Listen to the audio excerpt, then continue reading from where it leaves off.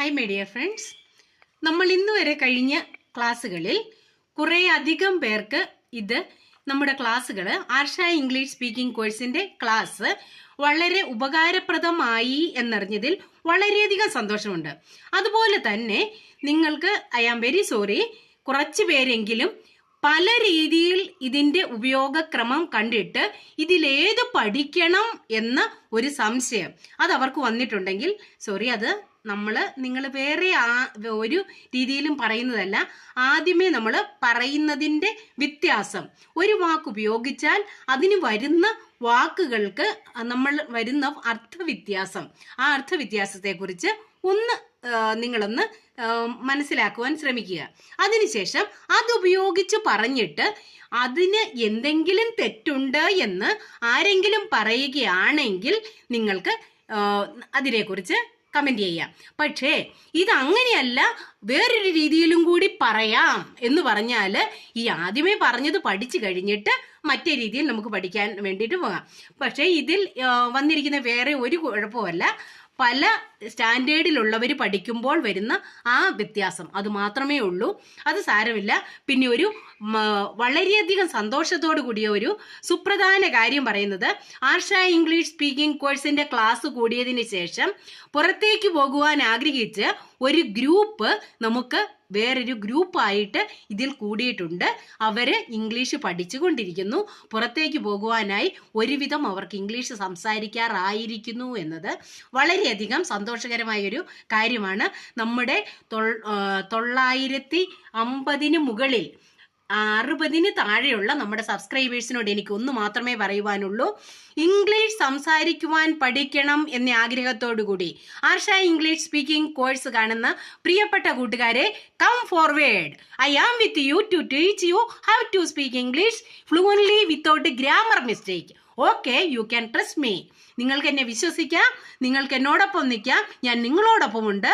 Come forward, we are together, we are working together to learn English. Okay, wish you all the best. Let's go forward together. May God bless all of us. Okay, let's start today's class. Okay, shawl എന്ന വാക്കിന്റെ അർത്ഥം. Shawl എന്ന് പറഞ്ഞാൽ ഈ വാക്ക് നമ്മൾ സാധാരണ ഉപയോഗിക്കുന്നത് എന്തിനു വേണ്ടിയാണ്? ഷാൾ എന്ന വാക്ക് നമ്മൾ സാധാരണ ഉപയോഗിക്കുന്നത് എന്തിനു വേണ്ടിയാണ്? ചെയ്യാം, ചെയ്യാം എന്ന് പറയുന്നതിന് വേണ്ടി നമ്മൾ ഷാൾ ഉപയോഗിക്കും. അത് നമ്മൾ പെർമിഷൻ ചോദിക്കുന്നതിന് വേണ്ടിയും കൂടി ഇത് ഉപയോഗിക്കും എന്ന് പറഞ്ഞിട്ടുണ്ട്. ഷാൾ വി ഗോ ഔട്ട് എന്ന് ചോദിച്ചാൽ ഞങ്ങൾ പോയിക്കോട്ടെ എന്നാണ്. പക്ഷെ സാധാരണ ഷാൾ എന്ന രീതിയിൽ നമ്മൾ പഠിക്കുകയാണ്. ഇതിന് പറയുന്ന വാക്കിന്റെ സാധാരണ അർത്ഥം ചെയ്യാം. എന്നാൽ ഇതിന്റെ അർത്ഥ വ്യത്യാസം പറയുന്നതിന് വേണ്ടിയാണ് ഇത് പറയുന്നത്. മേ എന്ന് പറഞ്ഞാൽ സാധാരണ നമ്മൾ പറയുന്നത് ചെയ്തോട്ടെ എന്ന് ചോദിക്കുന്നതിന് വേണ്ടിയാണ് നമ്മൾ മേ ഉപയോഗിക്കുന്നത്. എന്നാൽ ലെറ്റ്സ് എന്ന് പറയുകയാണെങ്കിൽ, ലെറ്റ്സ് എന്ന് പറഞ്ഞിട്ട് നമ്മൾ വെർബ് പറയുകയാണെങ്കിൽ ഇതിന്റെ അർത്ഥം വരുന്നത് നമുക്ക് ചെയ്യാം. ലെറ്റസ്, ലെറ്റ്സ് എന്ന് പറഞ്ഞാല് നമുക്ക് ചെയ്യാം, നമുക്ക് ചെയ്യാം. ഇതാണ് ഇതിന്റെ അർത്ഥം എന്ന് ആദ്യമായി ഒന്ന് നിങ്ങൾ മനസ്സിലാക്കുക. ഇതാണ് ഇതിന്റെ അർത്ഥവ്യത്യാസങ്ങള്. ഷാൾ എന്ന് പറഞ്ഞാൽ ചെയ്യാം, മേ ചെയ്തോട്ടെ. എന്നാൽ ചെയ്യാമെന്ന് തന്നെയാണ്, പക്ഷെ നമുക്ക് ചെയ്യാം എന്ന് പറയുമ്പോഴാണ് നമ്മൾ ലെറ്റ്സ് ചേർക്കുന്നത്. Let's, letter plus as let's, let's നമുക്ക് ചെയ്യാം എന്ന് അർത്ഥം വരുമെന്ന് നിങ്ങൾ മനസ്സിലാക്കുക. പിന്നെ നമ്മള് ഇത്രയും നാള് പഠിച്ചുകൊണ്ട് വന്ന കാര്യങ്ങൾ തന്നെ ഒരു കാര്യം ചെയ്യണം. നമ്മൾ പഠിച്ച സെന്റൻസുകളെ നമ്മൾ ഉപയോഗിക്കുമ്പോൾ നിങ്ങൾക്ക് പഠിക്കേണ്ട കുറച്ച് കാര്യങ്ങൾ ഞാൻ പറഞ്ഞു തന്നിരുന്നു. അത് മറ്റൊന്നുമല്ല. ഓക്കെ, ഇപ്പം കുറെ ഒരു സെന്റൻസിനെ നമ്മൾ ഒന്ന് ടുഗദർ ഒന്ന് ജോയിൻ ചെയ്യുമ്പോൾ ഉടനെ എ ലോട്ട് ഓഫ് എന്ന് പറഞ്ഞാൽ ഇതിന്റെ അർത്ഥം ധാരാളം എന്നാണ്. ധാരാളം എന്ന് പറയുന്നതിന് എ ലോട്ട് ഓഫ് എന്ന് പറയും. എ ലോട്ട് ഓഫ്, ധാരാളം എന്ന് പറയും. എന്നാൽ ആഫ്റ്റർ ദാറ്റ് നമ്മൾ പറഞ്ഞായിരുന്നു. ആഫ്റ്റർ ദാറ്റ് എന്ന് പറഞ്ഞാല് നമ്മൾ പറഞ്ഞായിരുന്നു അതിനുശേഷം എന്ന് പറയുമെന്ന് പറഞ്ഞു. അതിനുശേഷം. അതിനുശേഷം എന്ന് പറയുന്നതിന് ആഫ്റ്റർ ദാറ്റ് എന്ന് പറയും. അതുപോലെ തന്നെ ഈ പറയുന്ന കാര്യങ്ങൾക്ക് ഒരു സ്ലൈറ്റ് ഡിഫറൻസ് വന്നാൽ അതിൽ വരുന്ന വ്യത്യാസങ്ങള്, ഇതിൽ വരുന്ന വളരെയധികം വ്യത്യാസങ്ങൾ വരും. അതായത് ഫോർ എക്സാമ്പിൾ ഞാനൊരു വാക്ക് പറയാം നിങ്ങൾക്ക്. ഇൻ ഫ്രണ്ട് ഓഫ് എന്ന് പറഞ്ഞാലോ, in front of. In front of എന്ന് പറഞ്ഞാല് ഇൻ ഫ്രണ്ട് ഓഫ് മുമ്പിൽ, മുമ്പിൽ. അതുപോലെ തന്നെ പക്ഷെ ഇൻ ചേർത്തിട്ട് വേറൊരു വാക്ക് പറയാണ് ഇൻ ഫൺ. ഇൻ ഫൺ എന്ന് പറഞ്ഞാല് അതിന്റെ അർത്ഥം എന്താണെന്നാണ് നമ്മൾ പറഞ്ഞത്? ഇൻ ഫൺ തമാശയായി എന്ന് പറയും. ഓക്കെ, ഇതിന്റെ നമുക്കൊന്ന് നോക്കാം. ഇൻ ഫ്രണ്ട് ഓഫ് എന്ന് പറഞ്ഞാൽ മുമ്പിൽ നിന്നാണ്. ഇത് നമ്മൾ ഉപയോഗിക്കുന്ന സമയത്തല്ല.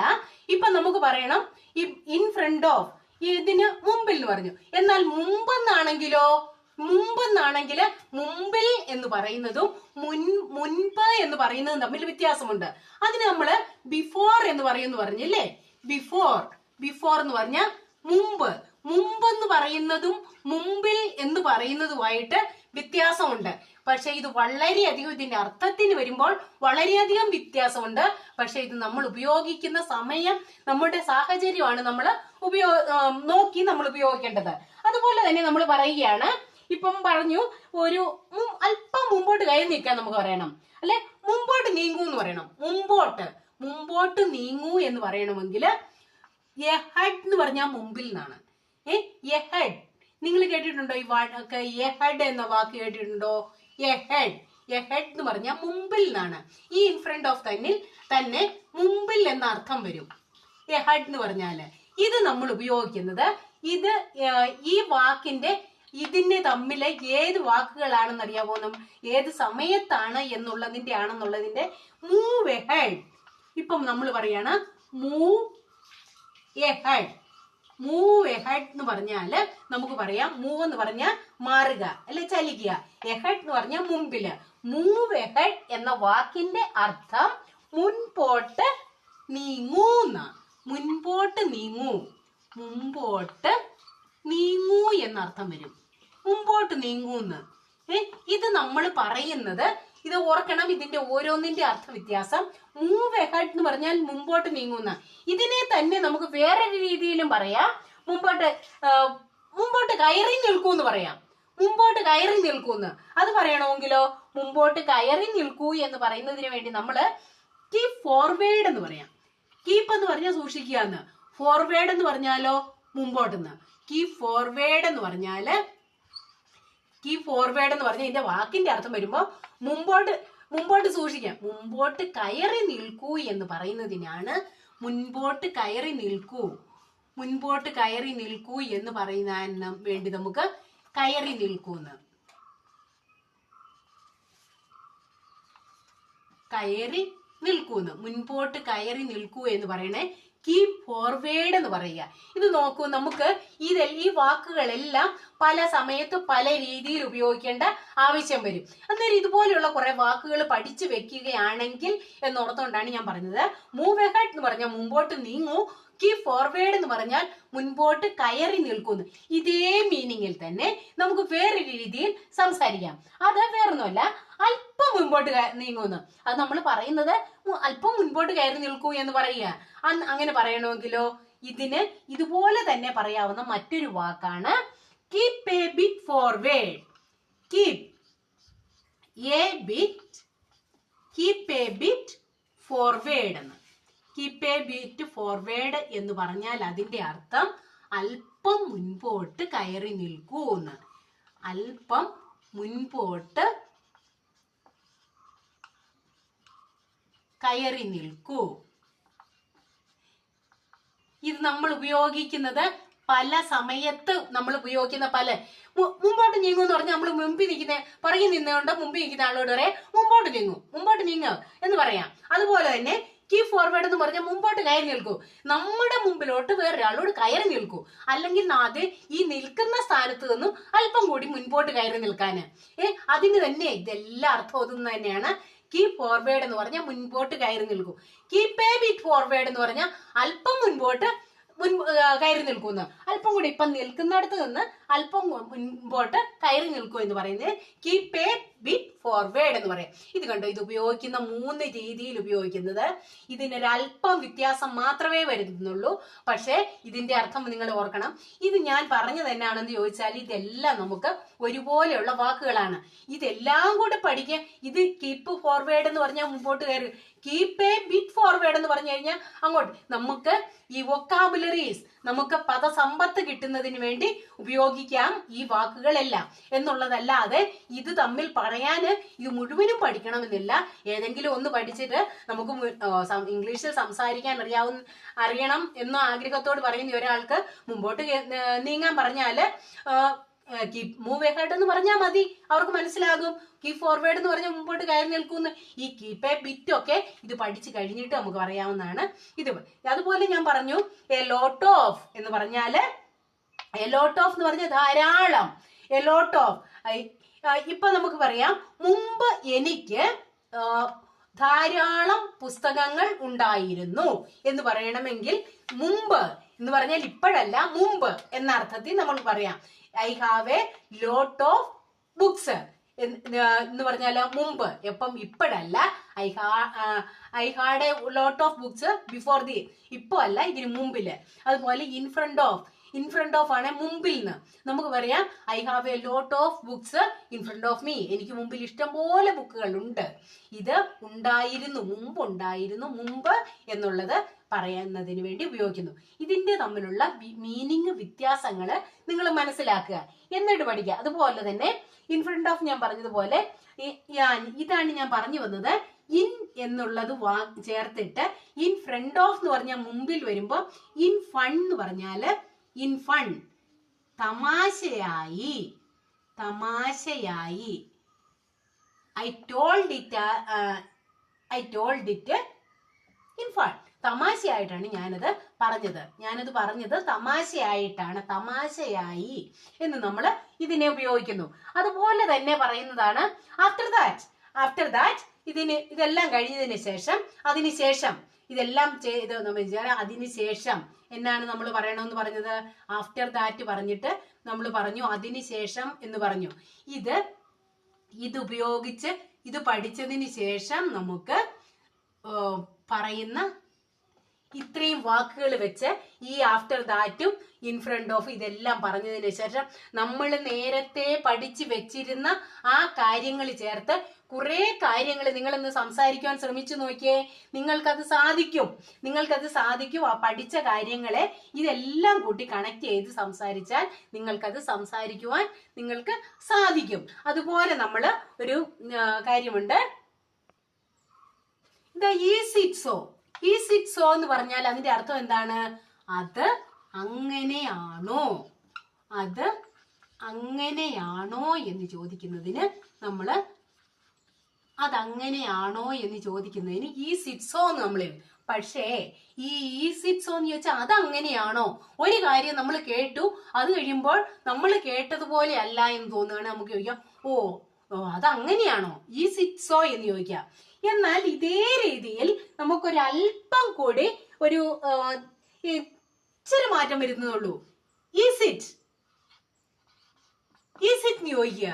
ഈസ് ഇറ്റ് സോ എന്ന് ചോദിച്ചാൽ അത് അങ്ങനെയാണോന്ന്. ഇതും ക്വസ്റ്റ്യൻ ആണ്, ഇതും ക്വസ്റ്റ്യൻ ആണ്.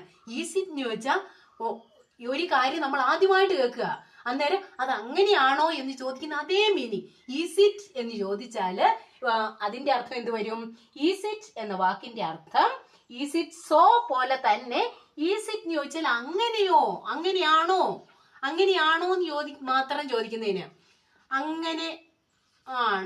അങ്ങനെയാണോ അല്ലെങ്കിൽ അങ്ങനെയോ എന്ന് നമ്മൾ ചോദിക്കല്ലേ, അങ്ങനെയോ എന്ന് ചോദിക്കുന്നത്. അത് അങ്ങനെയാണോ എന്ന് ചോദിക്കുന്നത്. അത് അങ്ങനെയാണോ എന്ന് ചോദിച്ചാല് ഈസ് ഇറ്റ് സോ എന്നും ഈസ് ഇറ്റ് എന്ന് ചോദിച്ചാൽ അങ്ങനെയാണോ എന്നും വരും. ഇതിന്റെ അകത്ത് വന്നിരിക്കുന്ന ഈ സ്വരണം മുമ്പിൽ വന്നതുകൊണ്ടാണ് ഈസ് ഇറ്റ് സോ. ഈ സോ ഇവിടെ വന്നത് കൊണ്ടാണ് ഈസ് ഇറ്റ് തന്നെയാണ് രണ്ടിന്റെ അകത്തും. സോ എന്ന് പറഞ്ഞാല് അത് അങ്ങനെ ആണോ എന്നും ഇത് ഈസ് ഇറ്റ് എന്ന് പറഞ്ഞാൽ അങ്ങനെയാണോ എന്നും അർത്ഥം വരും. ഈ രണ്ടിന്റെ മീനിങ് ഒന്നാണ്. ഒന്ന് പഠിച്ചു കഴിഞ്ഞാൽ മതി. അതുപോലെ അതാണ് ഞാൻ പറഞ്ഞത്, നമ്മൾ പഠിച്ചു വരുമ്പോൾ ഇതിനകത്ത് വരുന്ന വ്യത്യാസങ്ങള് അങ്ങോട്ടും ഇങ്ങോട്ടും നമുക്ക് വരും. അത്യാവശ്യം നമ്മൾ ആദ്യമേ സംസാരിക്കുവാൻ പഠിക്കുക. പഠിച്ചതിന് ശേഷം നമുക്ക് ഇത് കൂടുതൽ വിശദമായിട്ട് ഇതിനേക്കാൾ ഒരല്പം കൂടി വിപുലമായിട്ട്, അല്ലെങ്കിൽ ഇംഗ്ലീഷ് കൂടുതൽ അറിയാവുന്നവർ ഉപയോഗിക്കുന്ന രീതിയിൽ എങ്ങനെ നമുക്ക് പറയാം എന്നതിനെ കുറിച്ച് കൂടി നമുക്ക് പഠിക്കാം. അതിനു വേണ്ടി നിങ്ങളൊരു കാര്യം ചെയ്യുക. Please just first of all നമ്മൾ പഠിച്ചതാണ് നേരത്തെ. First of all let's study the beginning stage. ആദ്യമായിട്ട് നമുക്ക് ഇതിന്റെ ബിഗിനിങ് സ്റ്റേജ് പഠിക്കാം. After that let's study it elaborately means നമുക്ക് ഇത് പഠിച്ചതിന് ശേഷം നമുക്കിതിനെ വിശദമായിട്ട് ഇതിനെ നമ്മൾ പഠിക്കാം. ഓക്കെ, കൂട്ടുകാരെ, നിങ്ങൾക്ക് പറയുന്നത് മനസ്സിലാവുന്നുണ്ട് എങ്കിൽ നിങ്ങൾക്ക് അല്പമെങ്കിലും ഇംഗ്ലീഷിൽ ഈ ക്ലാസ്സുകൾ കൂടുന്നത് കൊണ്ട് നിങ്ങൾക്ക് അല്പം എന്തെങ്കിലും പ്രയോജനം കിട്ടുന്നുണ്ട് എന്നുണ്ടെങ്കിൽ നിങ്ങൾ ഒരു കാര്യം ചെയ്യുക. Just you do one thing, just listen this class and comment about our class about this. Then നിങ്ങൾക്ക് ഈ ക്ലാസ് ഇഷ്ടമാകുന്നുണ്ട് എങ്കിൽ, നിങ്ങൾക്ക് ഇതിനെ ഫോളോ ചെയ്യുവാൻ സാധിക്കുന്നുണ്ട് എങ്കിൽ, ഇതുകൊണ്ട് നിങ്ങൾക്ക് എന്തെങ്കിലും ഗുണമുണ്ട് എങ്കിൽ, please just like this video and let's wait for the next class. Till then, goodbye those who are waiting for the next class. Bye.